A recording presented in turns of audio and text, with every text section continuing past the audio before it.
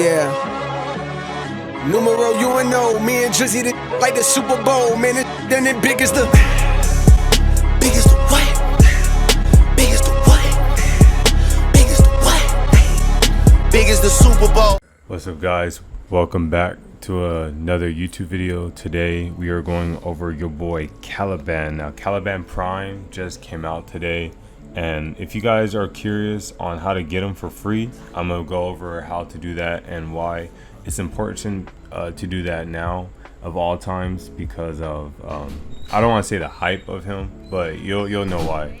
For one, if you do want to know what relics that you need to get Caliban Prime, you can go to the codex, and then under universe and relics, all you have to do is just type up Caliban's name, and this works for his weapons as well, and it'll show you the 4 relics needed in order to unlock his parts. You do have the Axie one being the hardest one, which is his systems, I believe, but doing these missions, they are sure to drop. As you can see, we have Caliban in the flesh. If you guys are new to my channel, be sure to subscribe so you guys can get updated on anything Warframe news related or guides, as well as some other game videos as well. But to get started, for the first mission, Caliban could be a quicker prime to farm for because 2 of his parts are under the lith category, so you can easily get these relics from running Hepit in the Void, which is an easy capture mission. Just catch the guy and extract. I recommend taking speedster Warframes so you can go through this pretty quickly. After you have your 2 lith relics for his parts, you can go ahead and head over to Io on Jupiter. Io is one of the defense missions. It's super easy. All of these missions are low level. You can run Steel Path if you do want to knock out multiple tasks like collecting Steel Essence as well, but in terms for speed and efficiency, I recommend just doing this on regular. And then you can also go through this mission a lot faster, because with a recent update that my brother told me when we were running the mission, is that they changed the waves on the rotations from 5 to 3. So now you don't have to stay in these missions just as long, and the farming for this part or both of these relics are just as easy. Unfortunately, there is no Neo relics for Caliban, so the main one you want to look for is the Mesa or Meso, which the Meso relics will drop on the first 2 rotations. So technically you just got to stay until wave 6 and then you dip. After you have your Meso, the last one you need and the hardest one for sure is the Axie.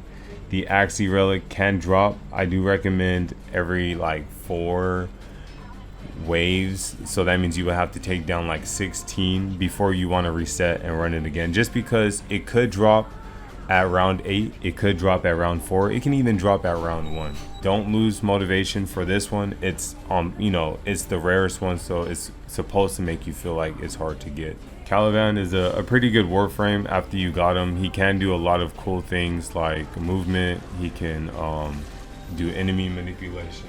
He can summon his creatures, which can have different effects.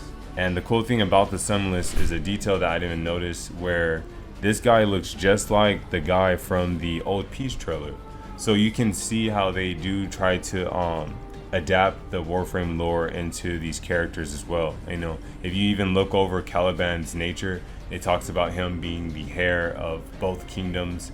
You know, the gold Orican texture as well, mixed with the sentient flesh, is the perfect combination of the 2. But they say it was created during the short-lived peace. This old peace update was quickly sabotaged by someone who probably did not want the peace treaty to go on.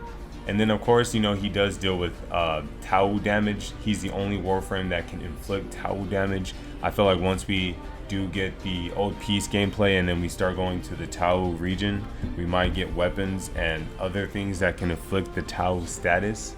But at this point, so far, it's just Caliban, which is cool. It's unique to him, you know, but he is a very good Warframe.